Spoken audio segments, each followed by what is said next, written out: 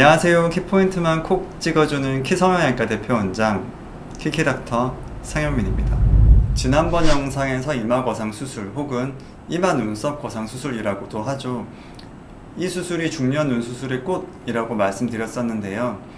수술 후에 자연스럽게 우아하게 본인의 인상을 변화시키지 않고 예뻐질 수 있는 수술 방법이라서 그렇게 얘기한 거고요. 실제로 상담을 해보면 다들 이마 거상이 좋은 건 알겠는데 뭔가 너무 큰 수술 아닌가요? 하고 걱정하는 분들이 참 많습니다. 단어 자체가 주는 느낌이란 게 있어서 쌍꺼풀 수술은 간단히 눈 쪽만 부었다가 금방 회복될 것 같은데 이 수술은 뭔가 범위도 넓고 크고 어려운 수술일 것 같은 느낌. 근데 사실 수술 후 회복 과정은 쌍꺼풀 수술보다 이마 거상 수술이 오히려 더 빠르거든요. 수술 과정을 간단히 설명드려 보면 우선 수면 마취하에 수술을 진행하고요. 1에서 2cm 등 정도 되는 작은 절개를 양쪽 눈썹 산 위치, 그리고 이마 중앙 부위, 그리고 관자놀이 부위 이렇게 총 5군데에 하게 됩니다. 머리카락 안쪽에 절개를 하기 때문에 겉으로 보이진 않고요.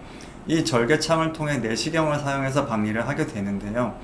눈썹과 눈 주위에는 조심해야 할 신경과 혈관이 많이 존재합니다. 이것들을 직접 눈으로 보고 박리를 하기 위해서 내시경이 필요한 거고요.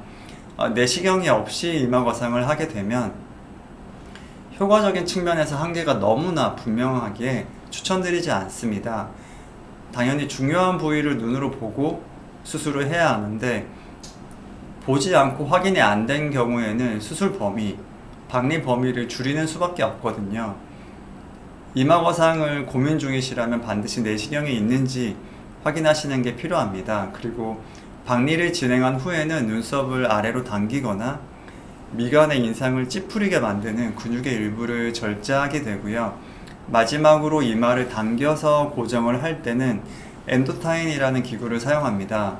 물론 두개골에 작은 구멍을 내서 실로 고정하는 방법도 있긴 하지만 엔도타인이 고정 면적이 좀 더 넓어 강하게 고정을 할 수 있기에 이 기구를 사용하고 있습니다. 사실 무엇으로 고정을 하느냐 보다는 얼마나 박리를 깨끗하게 잘하는지가 이 수술의 결과에 훨씬 큰 영향을 미치기에 내시경을 사용해서 안전하게 제대로 박리하는 원장님께 수술을 받으신다면 만족하실 만한 결과를 얻으실 수 있을 거라고 생각합니다. 여전히 뭔가 큰 수술 같다는 느낌을 받으시는 분들을 위해 실제 수술 후 10일이 경과된 고객분들 사진을 한번 보여드릴게요. 뭔가 팽팽하게 당겨진 느낌은 있지만 큰 부기는 대부분 빠져서 실제 일상생활 하시기에 큰 불편함은 없습니다.